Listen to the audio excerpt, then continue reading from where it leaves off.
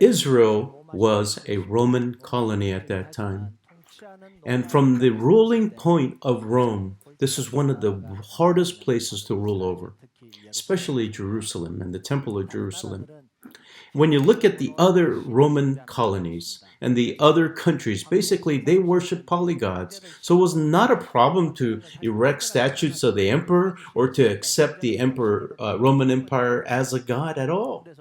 So these statutes or from the empire and everything that was erected, they did many on purpose so that they could actually compete or receive more benefits from the Rome for attracting these temples and lifting up their empire or emperor. However, the Jews were different. They worshipped one God. They always had this tension with Rome on the religious man. They couldn't accept and they couldn't accept that the Roman Caesar was a god. They didn't accept that. And especially the attempts of the temple in Jerusalem, they couldn't put any other things in there because of the Judaism. So they risked and they lived in great risk in their lives. And so Rome knew this, and and they really wanted to go there, and if there's any kind of a trouble, that they knew that, and so they always on high alert. So Rome knew this, and so that as long as they pay their taxes that was imposed by the emperor properly, they did not interfere with Jerusalem and the temple and the faith and the traditions of the Jews. And so when you look at the governors that was dispatched from Rome, and what they feared the most was that the Israelis would riot. And if the Israelis or the Jews riot, the dispatched governor will be held accountable from Rome, his position will be endangered, and he will be taken out from the governor. And one of the governors that we know is Pilate. And this, as he was governor, he knew that Jesus was innocent, but he gave to the Jews and crucified Jesus because he was afraid that the Jews would riot. And so he wasn't listening to the Jews, that there was the potential of a great riot. And many people there. And so if you look at the Bible, and when you look at the court or Pilate's court, this is not a personal court. This is a Roman official court. And so Jesus was actually being judged in this court. And so Pilate, and officially, in front of everybody, declared Jesus innocent 3 times. He said officially that from the Roman law, that he was declared innocent 3 times. However, he placed him and gave him over to the Jews so that they can put him on the cross. Do you know why? Because he feared the riot that much. And from the temple and from the Jews and all the people around, that it would be disastrous. And so where can the riots happen the most? And it is the places that gathers the most. It is actually in the temple of Jerusalem. And this is where this many people gathers the most. And so for them to watch over this, they built a tower. And this tower is called Antonia Fortress. And so there were many army that was deployed there so they can quickly move. And so many people were gathered inside that temple court. So they were always watching that. And we saw this last week, and we're going to see this again this week. And when Paul was taken out and was led out into the courtyard, immediately the captain and the tribune actually comes in and saves him, right? And he could have died, and there's plenty of time to kill him, but there wasn't, because the tribune and the soldiers came out, and the army came out and took Paul and saved Paul. You know how this works? It is because it is actually how it's structured. See this picture here? If you look at, see number 1 in this court, and this is the place that we continually talked about as being the Gentile court.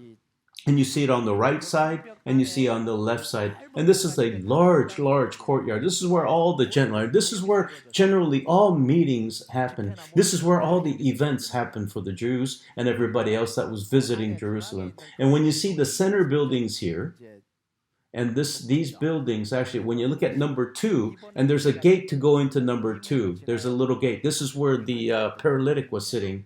When you go in, number 2, this is where the women are allowed to go in. The Jewish women could go in. And this is the only area that the women could go into.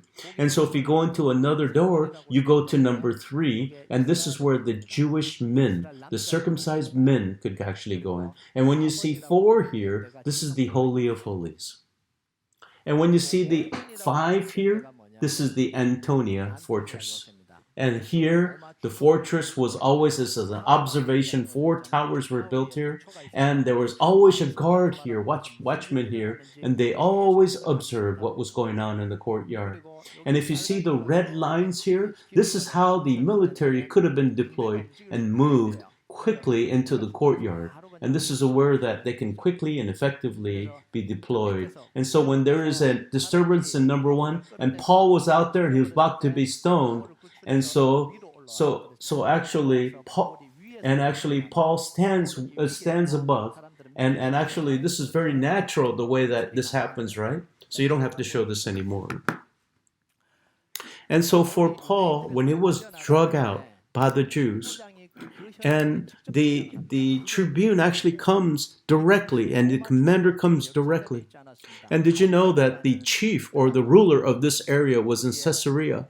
And he wasn't located here, and his residence was in Caesarea. And so in Jerusalem, the head was this commander-in-chief.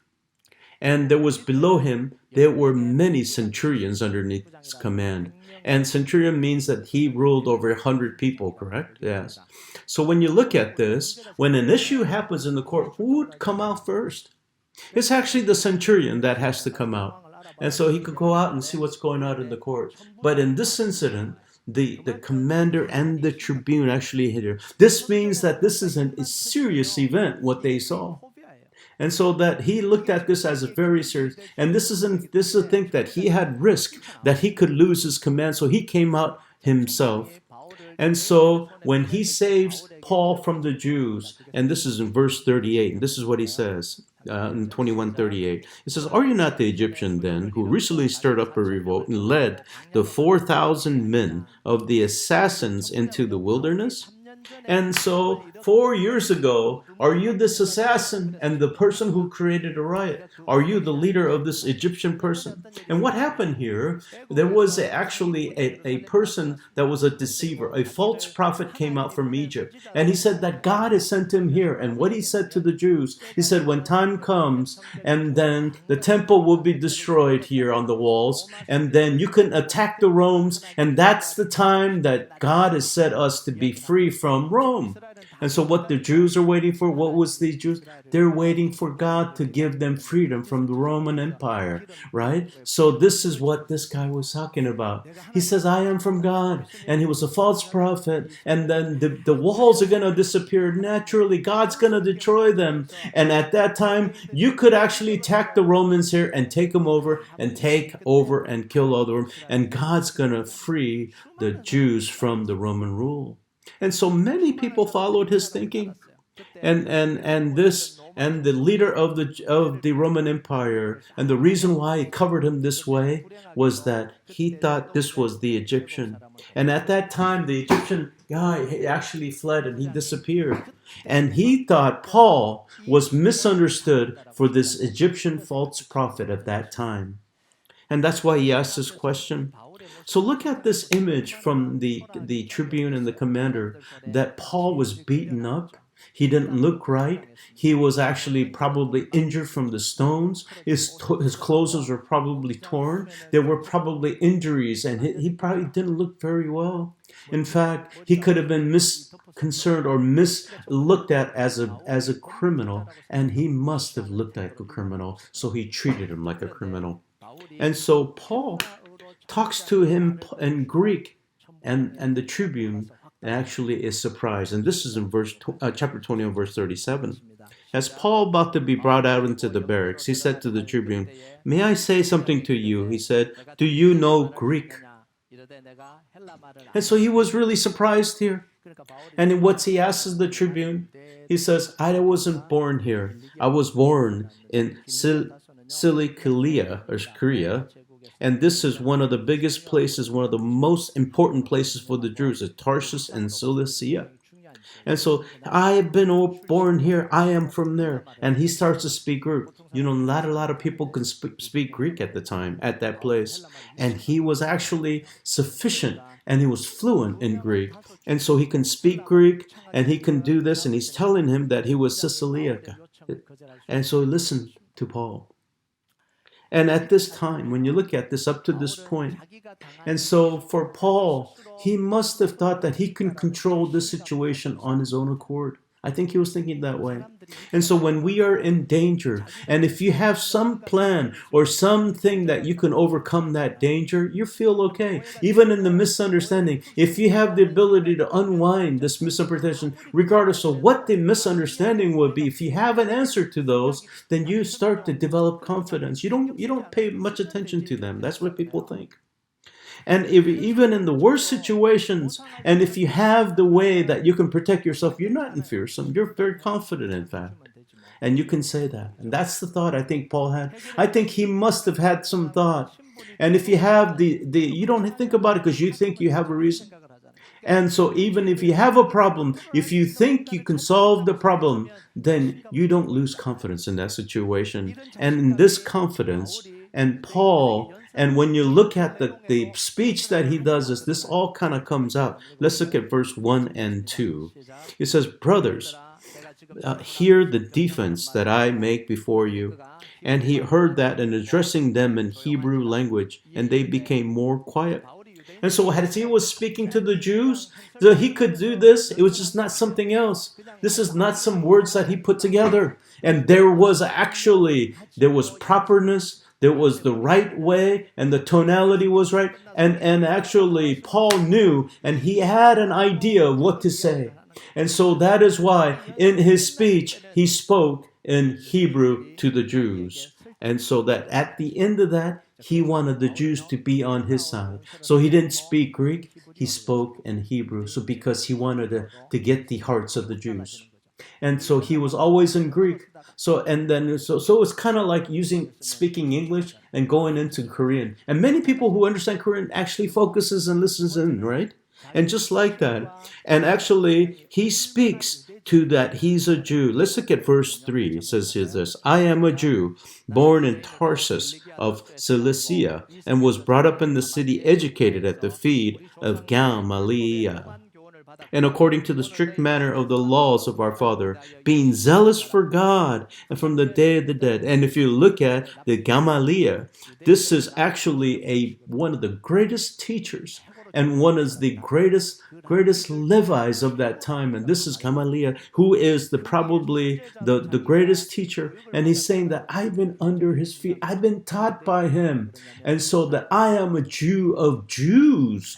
And so I am much more informed about the Jewish culture. I am much more informed about the Jewish law. And that is me. That is what he's saying. And thirdly, and for Paul, and he's saying that he's done more than any other Jew. Let's look at verse 4. Persecuted this way to death, binding and delivering to prison both men and women. And the whole high priest and the whole council of elders can bear witness. From there I received letters to the brothers. I've journeyed toward Damascus to take those who are also there, to bring them to bonds of Jerusalem to be punished. And he's saying this, I have, for the sake of the Jews and the Jerusalem people and the temple, I've done all the work here. So that in anything that you have done, I am not somebody you should take lightly. I know the law very well. I know the law very well. I don't take these things lightly. I diligently, and I've done a lot much work than any one of you and anybody. I live like a Jew and more like a Jew, and I acted like the Jew. And I wasn't a Jew. And I want to tell you about the food, the fork.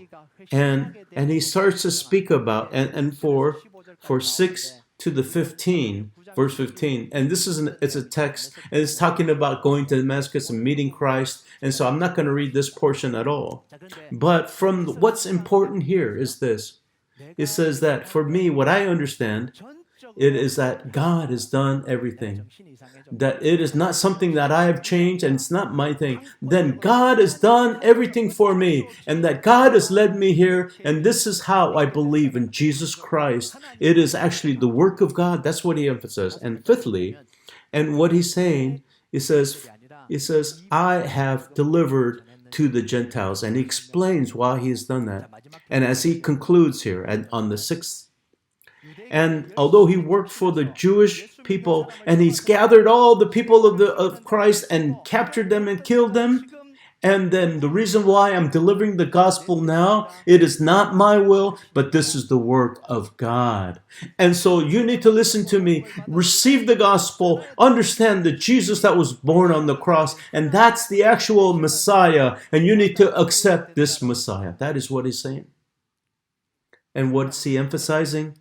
It is that God has done this work. And so that God who's done the work, you need to accept that work as well.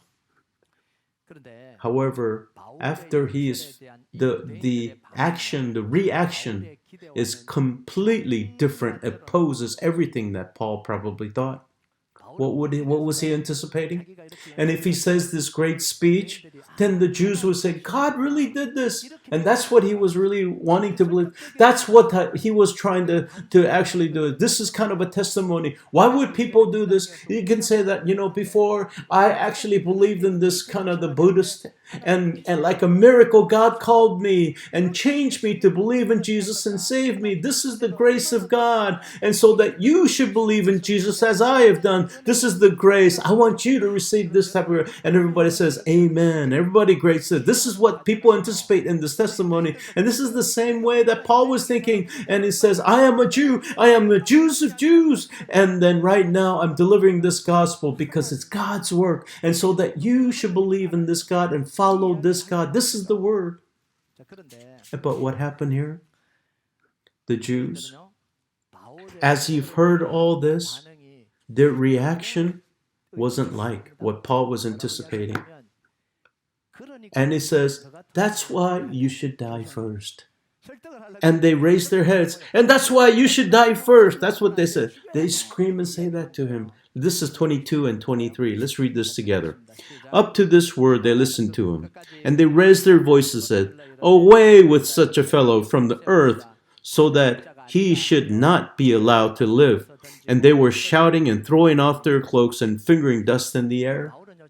And so that as he was doing this, and he wanted to try to solve this in his own accord, so he's not in prison. He's not a prisoner at all. And he was just, if he can actually convince the Jews, he doesn't have to go to jail. He doesn't have to be a prisoner because this was a misunderstanding. And so he wanted to flip this. And that flipping attempt did not work. In fact, it became worse. And so all the things that Paul was doing this, and all the people who actually knew this, in fact, even the tribune started to treat him like a prisoner. Let's look at verse 24. It says, the tribune ordered him to be brought into the barracks, saying that he should be examined by flogging to find out why they were shouting against him like this. And it says in the flogging here, and to be examined here. And this is mastix in Greek. And for this is an interrogation. This is what they call the truth whipping or the truth fearing. And this is not your regular whipping. This is not your regular whipping here. Did you know that this was a leather whip? There were stones or glass or metal pieces at the end. And so when you get whipped by this, skin, pieces of flesh start to get ripped away from you. And they use this flogging method to actually terrorize or interrogate, examine here, and they have to speak the truth. What happens is either they get maimed or they die. And this is how the interrogation, and this also shows the grotesque and the severe actions that the Romans took to interrogate people around there. So who would not actually speak the truth here? But they cannot do this to a Roman citizen because they have to protect the Roman citizens. And so the Roman citizens, and even if they were committed as a prisoner and guilty, they didn't really do this. And when in the text that we see when Paul is whipped, This is not the same whipping. And so what the tribune was going to do this, and this examining flogging is using this week. And this means that Paul was being treated as a non-Roman terrorist or someone that needed to be some truth. And then let's look at verse 25. So Paul brings out his Roman citizen. And when they had stretched out the whip, Paul said to the centurion, who is this standing by here? It is lawful for you to flog a man who is a Roman citizen or uncondemned? And so he brings out this card. And he says that I am a Roman citizen. And they stopped doing that. And even flips the actually tribune and the commander. And he said, did you get this from money? And he goes, how'd you become a Roman citizen? He goes, no, I was born. And this Roman citizen doesn't free Paul either. And this citizenship doesn't free Paul from the prison. And for Paul, when he brings out this citizenship, I think he anticipated something, what he wanted to do. He wanted to be freed. And so when he went to Philippi, when he brought out the citizenship card, he was freed from that prison. And that was very powerful at that time. But at this time, that Roman citizenship couldn't free him. Let's look at this. And he used every card that was available to him. And in all the dangers, he used every card that was available to Paul. And so he spoke Greek in the tribune. And so he said that he was from CCLI. And he said that he actually spoke in Hebrew. And he spoke and he brought out the citizenship. He brought everything that he had in his cards, everything out before him. And then what he wanted, he couldn't get. He couldn't get free from prison. He couldn't get free from prison.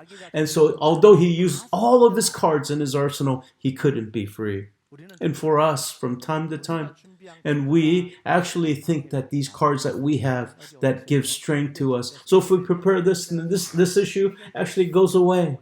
And then we say this, but in life, that card doesn't really, there's more times that it doesn't give you any strength. And for at that time, we lose strength. And this is the thing that I've prepared. I used this and I couldn't do anything. And this is then we get in despair. And so especially when you pray and you prepare for this card. And so when you do this, then there's greater despair. So what am I supposed to do? I have these cards. I used everything here. And there's nothing that can flip this situation. So what do I need to do? And so one thing that we need to know here. And so that all the plans that I do, if I do everything, and if it doesn't result in the way that I want, and if it doesn't, that God continues to work. And we need to understand this. And in this midst, there is the workings of God. It's not the cards of the influence of the card, but God still is continually working. And in our hearts are despair, are frustrated, and in the difficult situation, God is continually working in that situation. Yes, it's frustrating. It is not that when you're frustrating that God's not working. Even in that frustration, God is working. Even in the situation that is in the greatest despair, God is working in His Word, and great works of God could happen. So when we're feeling well and we're not doing anything that doesn't disturb me, we always anticipate God's working. However, in the worst situation, in the frustration situation, and if there's nothing that is working, and even in that midst, there is amazing work that God can be doing at that time. And so that Paul used every card that he had. And the reason why this is okay is that because God was the owner of that situation for Paul. And if the owner of that situation wasn't God and the Lord, and if it was himself, and he used all of his cards and all the things that he has prepared and all the cards that he has done, and if there's no use, then yes, it's be despair. It should be death. It should be the end. However, God, and for Paul, all the cards, and although they were no good, and there's no strength in those cards that Paul used, do you know why? Because those are all disappeared. Do you know why? Because God is the owner, and He's going to lead Paul in his life. And all the cards that Paul used, and if that was influential, then how can God be the owner of his life? And all these things have to disappear so that God could be the owner of Paul's life. And even in our frustration and in our despair and in our life, God clearly is in rule and charge. And in 2015, and if you read my book, I think many people would understand where I was. And if you, this is in 2015 for me personally. All the prayers that I had was in despair. And I've done everything that to God, and my heart became totally in despair. And regardless of how much I prayed, and regardless of how much I fervently searched for God. And so in my heart, and almost depression came in my heart. Nothing was working. And it said that this was working, and if I did this, or even in prayer is not working. And so I must have confessed so much. And Lord, is it because that I didn't confess to you? And so is it because I didn't repent before you? And so is it something that I've done wrong to you? So I started to repent and pray and continually. And is it because I lacked faith, God? And continually came to God. And I sought out for God. And so all my prayers was left on the side. In 2015, from January all the way to December, nothing happened. And when I was delivering, there was no strength in the message. And so the church was being more difficult, and our saints were becoming difficult. And even in the early morning service, it wasn't prayer. I was too tired, and I was almost in fainting. And every day in that morning service, that's how it was. I couldn't say much. And at that time, and 1 year has passed, what things could happen? The church will be good. And was a prayer. There's no strength here at all. And 2015 was it was almost hell for me. However, in 2016, God starts to work. And this is our God.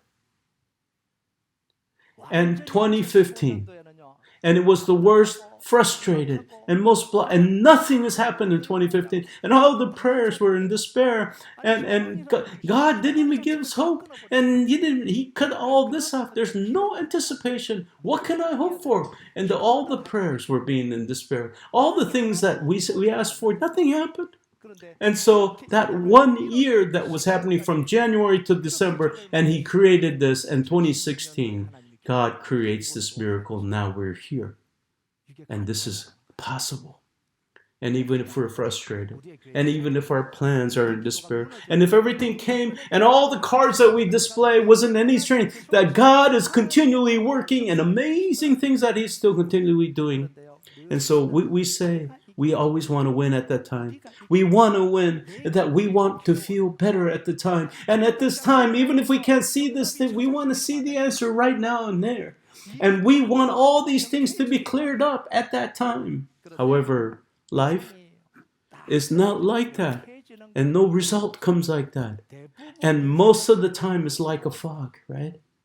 And we always say this, that we can't do this. I can't wait to this. I can't put up with this. That I need to do something today. And then I'm gonna create an end with this person, or the situation I want to create this. I don't think I could do with this anymore. I want to get to an end. Does it go to an end? It doesn't go to an end. Nobody sits here.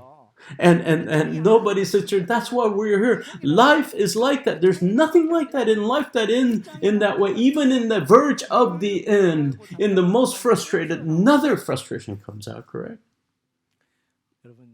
And we experience this from time to time. I've done everything, even in the relationship, I've done everything correct. And from a week later, I'm going to just pour it all out I'm going to make this an end and conclude. And you say this, and this person saying he was hurt greater than I am. And I wanted to conclude this is this person who says, it doesn't end. It doesn't end. This is life. You know, faith, it is not about clearly getting results from what we want by praying. That's not faith. And in the uncertainty, it is walking with God in that uncertainty. It's walking with God in the frustration that we have. You know what the purpose of faith is? It is not to get clear answers, but it is clearly walking in faith with God. And think about this. Is it your effort? And through the cards that and does life continually change for you? Then what kind of a life that is? And if everything happened to your own accord, how much sin would you have in your life? And so that if I were doing this and I can do this, you're out. I can say, you're out. I don't like you. And your business is going to die. And so how much sin you think you would have done? I'm not feeling well. I'm going to say into you. Don't you say this, and this is how you live this too?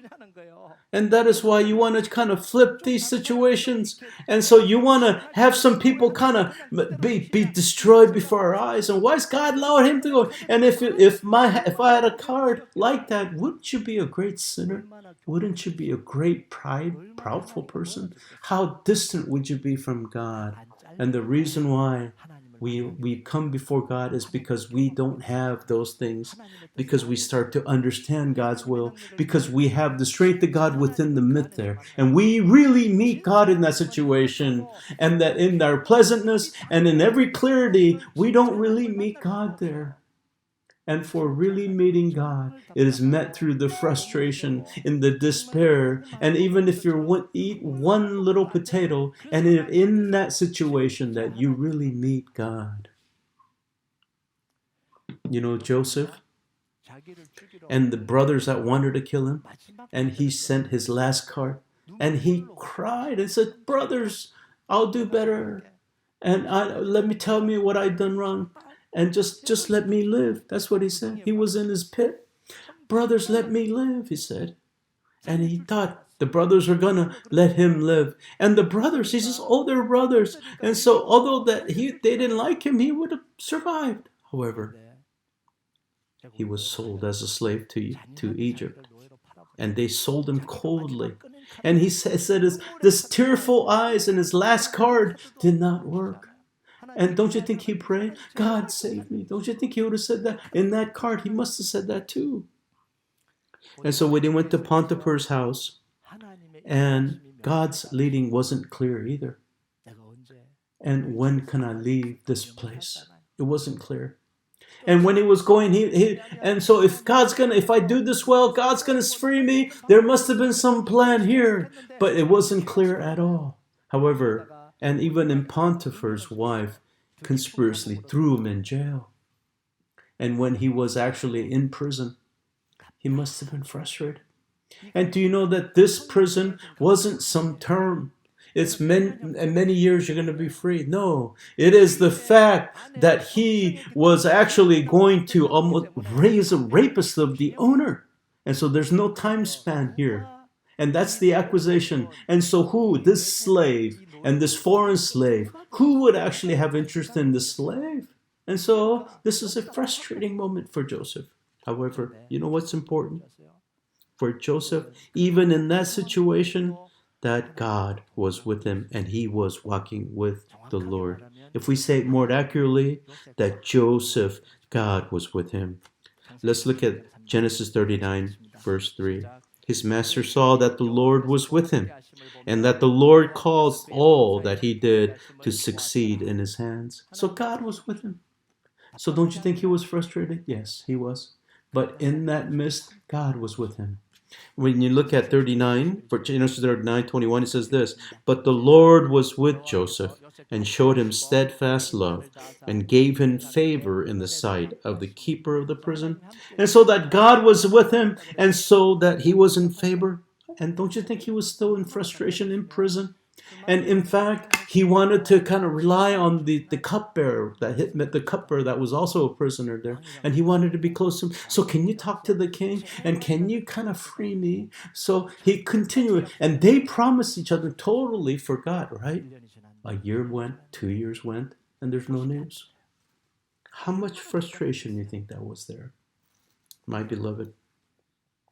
Faith's goal, and it is not to get great results. And it's not about great results. And don't do those as goals in your faith. To walk with God, make that the goal in your faith. And so, am I walking with God right now? There's no failure in life. If you're walking with God, there's nothing that would be wrong in your life. And so we see this from time to time. I think my life has failed, Pastor. Pastor, what am I done? What have I done for God? I don't have any money. I don't have any influence. And so I haven't really done anything. And is there anything that God can use? And so I want to do something great before God. And when can I be kind of complimented by God? And many Christians are in this despair. However, and the goal of our faith, it is not to have great results, but it is to walk with God and living with God. And this is the goal. And this is the best result of our life. And if you love God, and if you see the love of God of Enoch, and when you see this, and do you see this faith, the greatest faith? You know what it was? It was walking with God. And you know what the result was? He didn't have anything that was resulting in left. This is in Genesis 5:24. It says, Enoch walked with God, and he was not, for God took him. And Enoch, there's nothing. What is the result of what he left in faith? And so he received this kind of love. He received all from God. Don't you think he has something there? No, some kind of a large, like a Tower of Babel. Maybe that should have been there. He should have had something more, nothing like that. He should have at least a pyramid, right? Then you can see this greatness of God and faith of God. Some symbol of his faith? No. But he walked with God, and he was not, for God took him. He was not on earth anymore. That there's no result that he's left. My beloved, us. What's really important for us, it is not the result and what you leave on earth. That's not the goal. And if you're trying to leave some result and some great thing that you want to do it your work, your way, and their way. And so we need to do it this way. No, we need to do a little more. And how much more? And did you do more? Did I do more? And people start to weigh these things. And how many people fight over this? And my church, and many people, and they don't even know the next door church is failing. We need to go together. Why would our church be the only one that need to do it? And so what is our church doing? So we want to ignite the revival of Dallas. And it is not just one church raising up, it's Dallas itself and the church is raising up. And when you say this, and some other people, so who are you to say that, right? Some people might say that. I don't really care about that. But in our hearts is important before God, and that we want to do that. And so we want that church to rise, this church to rise. It is not because our church is so fervently praying for them that God raises them up. And that church is at revival. And that church is in the prayer revival and the word revival. And why would just one church have to be that way? Why would that be it? And why would that be one place have to do everything? And so we're not trying to get a faithful result. And there's many issues with that and problems. My beloved, in our goal and the faith, it is not about us. It is not about what we can do. It is walking with God and doing what God is actually doing. We need to do that. And if God says to do something, we need to do it. And it is not famous or fame or greatness that we're talking about. We're talking about what God, but that's not our goal. And so God, can you raise our church and use our church? And you can say, no, I don't want to do this. And this is the end, Lord. This is much as we, and that's an issue too, because we can't cause that by ourselves. That God opens up and God does these things. We need to do those things. That cannot be the goal, though. My beloved, don't look at others in your life. Look at your life and actually focusing on walk with God, and you are the most blessed person. And that you are the most blessed one who is having this relationship. And those person that's listening to the word of God is the most blessed. And in the problems that we face, that you could come before the God in that heart, it's the most blessed person at that time. And that through the word of God, and this is the most blessed person, regardless of frustration, despair, and regardless of nothing happening right, and that your God, our God is with us, and that truth, and that would be the greatest in our faith. Let us all sing together now.